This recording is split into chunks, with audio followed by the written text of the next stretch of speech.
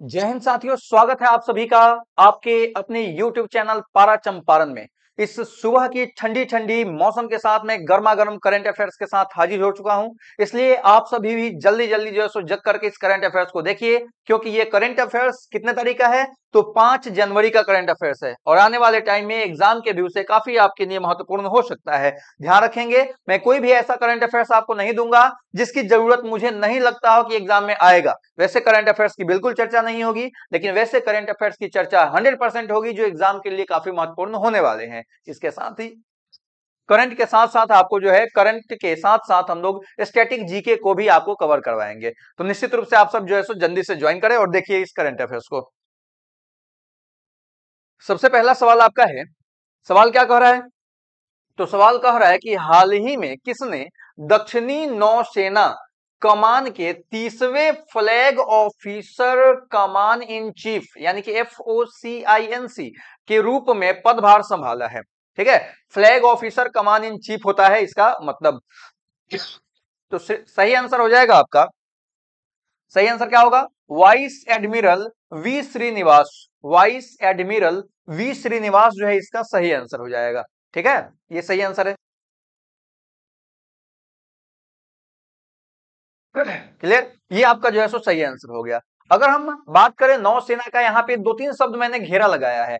नौसेना दक्षिणी कमान ना, ये देख रहे हैं दक्षिणी कमान क्या है?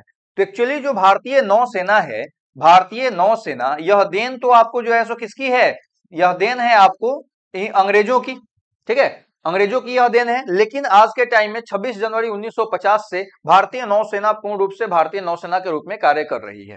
ठीक है, अगर हम इसके बर्थडे की बात करें तो 4 दिसंबर जो होता है, 4 दिसंबर, इस दिन हम लोग जो है भारतीय नौसेना का नौसेना दिवस मनाते हैं। ठीक है, 4 दिसंबर को। अगर हम बात करें इस कमान की, दक्षिणी कमान की, तो भारतीय नौसेना जो है इसके कुल टोटल जो है 3 कमान है। पहला जो पश्चिमी कमान है, पश्चिमी कमान, उसका मुख्यालय मुंबई में। दूसरा हम बात करें दक्षिणी कमान, दक्षिणी कमान जिसकी बात हो रही है तो इसका मुख्यालय कहां है? केरल में है। और तीसरा अगर हम बात करें पूर्वी कमान की, तो पूर्वी कमान का मुख्यालय जो है यह आंध्र प्रदेश के विशाखापत्तनम में है। ठीक है, विशाखापत्तनम। ठीक है, ये आपको जो है सो तीसरी कमान है इसकी। जनरली अगर आपसे पूछ दिया जाए तो विशाखापत्तनम जो है यह आपको पड़ेगा कहां पर? तो बंगाल की खाड़ी में। यानी कि भारतीय नौसेना का जो पूर्वी कमान है इस यह जो है बंगाल की खाड़ी में है, जबकि दक्षिणी और पश्चिमी कमान जो है यह अरब सागर में है। ये आप ध्यान रखेंगे। सामान्य तौर पे नौसेना के जो प्रमुख होते हैं उनको कहा जाता है, क्या कहा जाता है? एडमिरल के नाम से संबोधित किए जाते हैं। और राधा कृष्ण हरि कुमार वर्तमान टाइम में भारतीय नौसेना के एडमिरल है। यह भी आप क्या करेंगे, ध्यान में निश्चित रूप से रखेंगे। अगर हम भारतीय नौसेना के बंदरगाह की बात करें तो भारतीय नौसेना का जो बंदरगाह है यह कहां कहां है, ध्यान रखेंगे। यह जो है आपका मुंबई में है, गोवा में है, कोचिंग में है, विशाखापत्तनम में है। उसके अलावा आपका जो है कलकत्ता में है और पोर्ट ब्लेयर में है। ये कुछ जगह हैं जहां पर आपको भारतीय नौसेना का पोर्ट है, बंदरगाह है, जहां से यह पूरे समुद्री क्षेत्रों में क्या करती है, अपनी नजर बना करके रखती है। क्लियर है?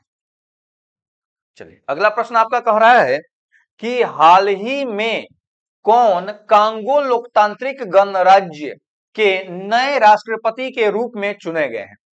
किनको जो है कांगो लोकतांत्रिक गणराज्य का नया राष्ट्रपति चुना गया है? तो ध्यान रखेंगे, फेलिक्स सेसिकेदी, फेलिक्स सेसिकेदी जो है इनको नया राष्ट्रपति के रूप में चुना गया है और यह इनका दूसरा कार्यकाल होगा। कांगो अगर राज्य की बात करें तो कांगो गणराज्य जो है यह अफ्रीका महादेश का एक देश है और आप ध्यान से देखेंगे तो यहाँ पे लिखा होगा रिपब्लिकन ऑफ कांगो। ठीक है, ये जो है रिपब्लिकन ऑफ कांगो है या कांगो गणराज्य है। ठीक है,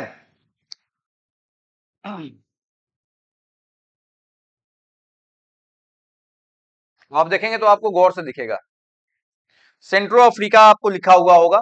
ये जो है आपका यही कांगो गणराज्य है और कांगो गणराज्य जो है इसको जायरे देश के नाम से भी जाना जाता है और इसमें एक नदी प्रवाहित होती है जिसका नाम है कांगो नदी। तो कांगो के नाम पर ही इसका नामकरण किया गया है और इसी देश के ये वर्तमान टाइम में क्या बने हैं, तो राष्ट्रपति बने हैं। यह आप याद रखेंगे।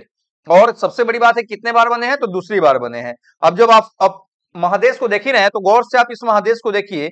अफ्रीका महादेश जो है विश्व का एकमात्र ऐसा महादेश है जिससे होकर के तीनों प्रमुख रेखाएं, कौन कौन, तो कर्क रेखा, मकर रेखा और भूमध्य रेखा, तीनों प्रमुख रेखाएं जो है यहां से गुजरती है। अगर आपको भारत का नक्शा देखे होंगे तो भारत के नक्शे में आप गुजरात को देखिए जिसको कच्छ का रण कहा जाता है।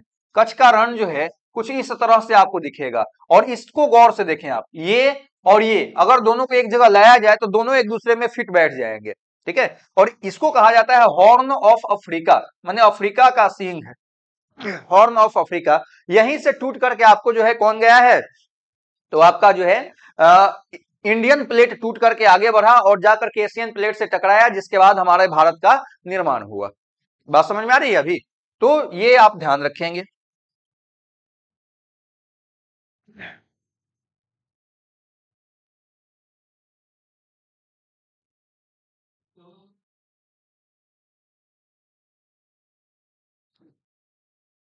ठीक है, चलिए ये आप याद रखेंगे। इसका सवाल का आंसर आपका फेलिक्स से सिकेदी हो जाएगा।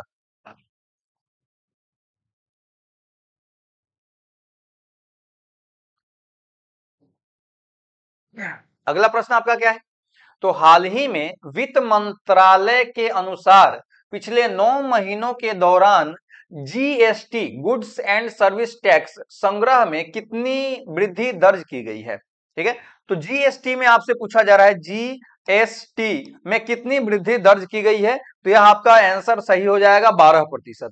12% की वृद्धि दर्ज की गई है। और अगर हम बात करें 2023-24 में अब तक यानी कि जनवरी तक, तो 1.66 लाख करोड़ जीएसटी जो है वह भारत सरकार को प्राप्त हो चुका है। ठीक है, यानी बाकियों समय की अपेक्षा यह प्रतिशत जो है सबसे ज्यादा है। अभी के टाइम का जो आमदनी है भारत के सरकार का जीएसटी का, वह सबसे ज्यादा है। अगर हम जीएसटी की बात करें तो इसका मतलब होता है गुड्स एंड सर्विस टैक्स, और यह एक अप्रत्यक्ष कर है।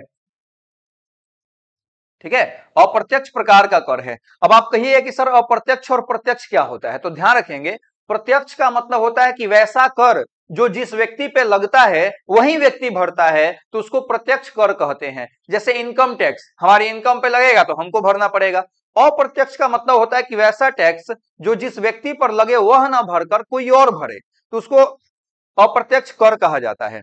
और अप्रत्यक्ष कर की हम बात करें तो जैसे मनोरंजन कर, आप गए फिल्म देखने के लिए, तो जब आप फिल्म देखने के लिए जाते हैं तो आप देखिएगा कि मनोरंजन टैक्स लगता है। आप टिकट कटाएंगे तो आपको टिकट पे लिया 70 रुपया आपका जो है टिकट शुल्क, और 30 रुपया जो है जीएसटी शुल्क। ठीक है, तो वो जो 100 रुपया आपसे लिया गया है वह मनोरंजन कर लगा किस पे है, उस फिल्म के मालिक पे लगा है। दे कौन रहा है, हम और आप, दैट इज कॉल्ड अप्रत्यक्ष कर। ठीक है, जैसे आप लोग देखते होंगे पहले रिचार्ज आता था, 10 रुपए का रिचार्ज हम लोग कराते थे और 7 रुपया 7 पैसा देता था। हम लोग खुश होकर पूछता था कोई कितना रिचार्ज कर रहा था, 10 रुपया का, लेकिन 10 रुपया हमको नहीं मिलता था। एक मैसेज आता था जिसमें वगैरह वगैरह टैक्स लिखा होता था। तो टैक्स लगा किस पे था, अंबानी जी पे, वह लगा किस पे था, अडानी जी पे। देख हो रहा है हम और आप, दैट इज कॉल्ड अप्रत्यक्ष कर। यानी कि अप्रत्यक्ष कर का मतलब होता है जिस पर लगे वह ना भर के कोई और भरे, तो उसको अप्रत्यक्ष कर के रूप में हम लोग जानते हैं। जो भी प्रोडक्ट सामान वगैरह खरीदते हैं उस पर जनरली अप्रत्यक्ष कर ही होता है। जीएसटी की बात की जाए तो विश्व में सबसे पहले 1954 में जीएसटी जो है वह कहां लगा था, फ्रांस में लगा था। भारत में जीएसटी जो है, जीएसटी के लिए संशोधन तो 1915 में हो गया था लोकसभा राज्यसभा में। 1916 में इसको जो है राष्ट्रपति की अनुमति प्राप्त हुई, और 1 जुलाई 2017 को जीएसटी जो है लागू हो गया। आपसे यह सवाल पूछा जा सकता है कि 2024 में जीएसटी का कौन सा वर्षगांठ मनाया जाएगा। ठीक है, तो जब भी वर्षगांठ की बात होती है ना, तो एक साल बाद हम लोग सोचते हैं। यानी कि 17 में लागू हुआ था, तो 18, 19, 20, 21, 22, 23, 24, यानी कि 24 में कौन सा नंबर का होगा, तो 7वां होगा। बात समझ में आई, 7वीं वर्षगांठ जो है इसकी मनाई जाएगी, एनिवर्सरी मनाई जाएगी। क्लियर है आपका, चलिए अगले प्रश्न की अगर बात की जाए तो हाल ही में किस न्यायाधीश को झारखंड उच्च न्यायालय का कार्यवाहक मुख्य न्यायाधीश नियुक्त किया गया है। कार्यवाहक मुख्य न्यायाधीश उच्च न्यायालय किसका, तो झारखंड उच्च न्यायालय का कार्यवाहक मुख्य न्यायाधीश बने हैं, यह है एस चंद्रशेखर। इनको जो है सो यह पदभार प्राप्त हुआ है। अगर हम झारखंड की बात करें तो झारखंड राज्य जो है यह बिहार से अलग हुआ था। कब अलग हुआ था? तो 15 नवंबर 2000 ईस्वी में यह बिहार से इसको क्या किया गया था? अलग किया गया था, एक नया राज्य के रूप में इसको गठित किया गया था। अगर यहाँ के हम सीएम की बात करें तो वर्तमान टाइम में हेमंत सोरेन जो है वह वर्तमान टाइम में झारखंड के चीफ मिनिस्टर सीएम है। ठीक है। और अगर हम राज्यपाल की बात करें, राज्यपाल तो सीपी राधाकृष्णन,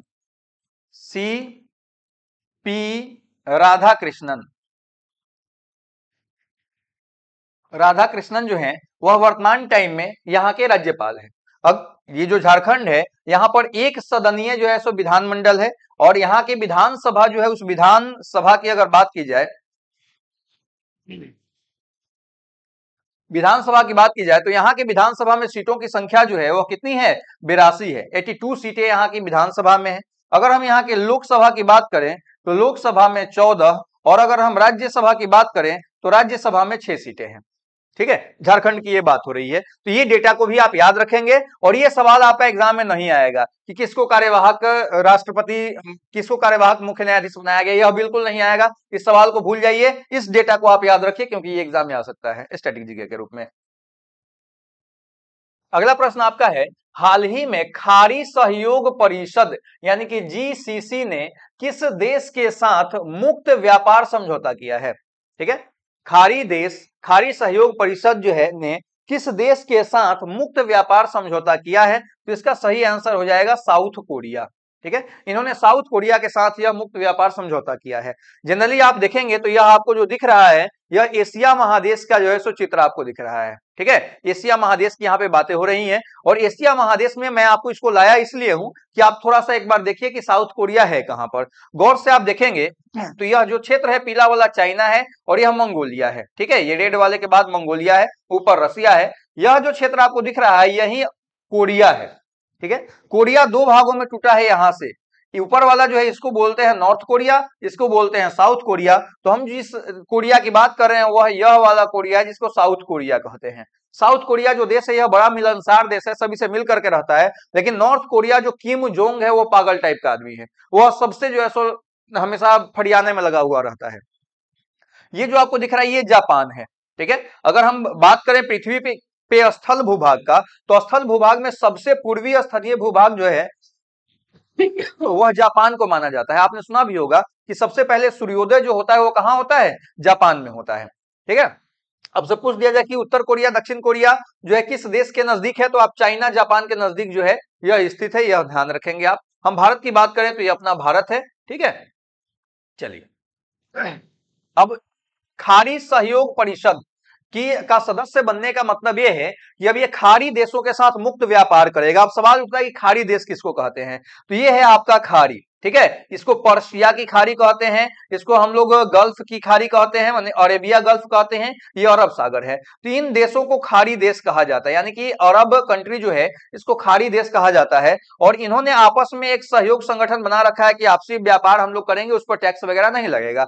मुक्त व्यापार का मतलब ये होता है कि जब व्यापार के दौरान टैक्स वगैरह न लगाया जाए। ठीक है, तो इस देश ने जो है आपको साउथ कोरिया के साथ भी मुक्त व्यापार समझौता किया है, यानी कि यहाँ का सामान अगर साउथ कोरिया का सामान यहाँ आएगा तो उस पर भी अब कोई प्रकार का टैक्स नहीं लिया जाएगा। इसका मतलब यही होता है। क्लियर? खाड़ी देश आपको समझ में आ गया? खाड़ी देश जैसे कोई बोले तो सीधा समझ जाइए सऊदी अरबिया क्षेत्र। अगला है आपका, हाल ही में किसने ब्लैक होल का अध्ययन करने के लिए एक्सपोसैट मिशन को लॉन्च किया है? एक्सपोसैट मिशन को लॉन्च किया है काहे के लिए? तो ब्लैक होल का अध्ययन करने के लिए। आपसे पूछा जा रहा है कि किसने लॉन्च किया है, तो याद रखेंगे इसरो ने किया है। Indian space research organisation, Indian space research organisation, ISRO के द्वारा जो है इसको क्या किया गया है? लॉन्च किया गया है। अगर हम बात करें एक्सपोसैट का, तो सवाल उठता है कि इसको लॉन्च काहे किया गया है? कोई ना कोई उद्देश्य रहा होगा ना। तो इसका उद्देश्य क्या है? इसका उद्देश्य है ब्लैक होल का पता लगाना, और ब्लैक होल की उत्पत्ति के कारण, ब्लैक होल की घटना के कारण ही आपको ब्रह्मांड की उत्पत्ति हुई, जीवों की संरचनाओं का निर्माण हुआ।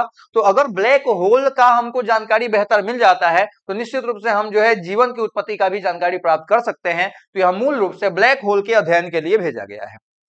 कब भेजा गया? तो ध्यान रखिएगा 1 जनवरी 2024 को इसको जो है लॉन्च किया गया। कहां से? श्रीहरिकोटा से, श्रीहरिकोटा। यह पड़ता है आपको आंध्र प्रदेश में, और आंध्र प्रदेश में ही आपको जो है सतीश धवन अंतरिक्ष केंद्र है। सतीश धवन अंतरिक्ष केंद्र कहां पे है? श्रीहरिकोटा में है। और सतीश धवन अंतरिक्ष केंद्र जो है वह इसरो का लॉन्चिंग पैड है, जहां से इसरो के आपको उपग्रह जो है वह क्या किए जाते हैं? रॉकेट के द्वारा लॉन्च किए जाते हैं। अब सवाल उठता है कि आखिर में इसको लॉन्च किया गया है तो इसको किस रॉकेट के द्वारा लॉन्च किया गया है? तो याद रखेंगे PSLV.C58 एक्सपोर्ट्स इसका नाम रखा गया है, एक्सपोसेट, ठीक है, इसका नाम रखा गया है। आप देखिए PSLV तो आपको जो है रॉकेट का नाम है, और C58, C57 ये सब जो होता है उसकी क्रम संख्या बताता है कि ये कितने नंबर का है जो भेजा गया है। हालांकि दो और भी वर्तमान टाइम में जो PSLV का ये कितना 60वां रॉकेट था जिसके सहयोग से आपको एक्सपोर्ट्स को भेजा गया है। ठीक है, ये आप याद रखेंगे। अगर हम बात करें इसरो की स्थापना की तो 15 अगस्त 1969 को इसरो जो है वह स्थापित हुआ था। 15 अगस्त 1969 पे, यानी कि इसरो दिवस हम लोग 15 अगस्त 1969 को मनाते हैं। और आपका 1969 जो है ना, यह समय बड़ा ही इंपॉर्टेंट है भारतीय इतिहासों में, वर्ल्ड इतिहासों में भी, क्योंकि यह वही वर्ष है जिस वर्ष आपको जो है कोई व्यक्ति पहली बार चंद्रमा पर कदम रखा था, नील आर्मस्ट्रांग ने। वह 1969 में ही चंद्रमा पर पहली बार कदम रखा था। यह वही समय है जब भारत का सबसे बड़ा फिल्म पुरस्कार, कौन सा पुरस्कार? दादा साहब फाल्के फिल्म पुरस्कार की शुरुआत हुई थी। यह वही समय है जब भारत में पहली बार 14 बैंकों का राष्ट्रीयकरण किया गया था। तो यह समय जो है काफी इंपॉर्टेंट है इतिहास की दृष्टि से, यह भी आप याद रखेंगे।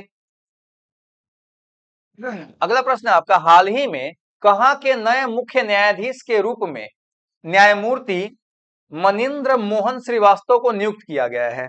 तो यह नियुक्त हुए हैं कहां के? राजस्थान के मुख्य न्यायाधीश के रूप में। यह भी आपको अगर राजस्थान स्पेशल किसी एग्जाम को देते हैं तो यह सवाल याद रखिएगा, नहीं देते हैं तो आपको इसको याद रखने की जरूरत नहीं है, क्योंकि अगर आने वाले समय में करंट अफेयर से क्या हो जाएगा? गायब हो जाएगा। उतनी इंपॉर्टेंट चीजें ये नहीं मानी जाएंगी। तो याद रखना है आपको कि आपको कौन? न्यायमूर्ति मनिंद्र मोहन श्रीवास्तव। मनिंद्र मोहन श्रीवास्तव कहां के मुख्य न्यायाधीश बने हैं? तो राजस्थान के, राजस्थान उच्च न्यायालय के मुख्य न्यायाधीश ये बने होंगे। क्लियर है? चलिए, आपका करंट यहीं पे समाप्त होता है। फिर हम लोग मिलते हैं कल सुबह गर्मा गर्म करंट अफेयर्स के साथ। तब तक स्वस्थ रहे, मस्त रहे, पढ़ाई में व्यस्त रहे। करंट अफेयर्स अगर आपको बेहतर लग रहा हो, बढ़िया लग रहा हो, अच्छा लग रहा हो, तो अपने दोस्तों में, ग्रुप्स में निश्चित रूप से इसको शेयर करें, लाइक करें। Thank you.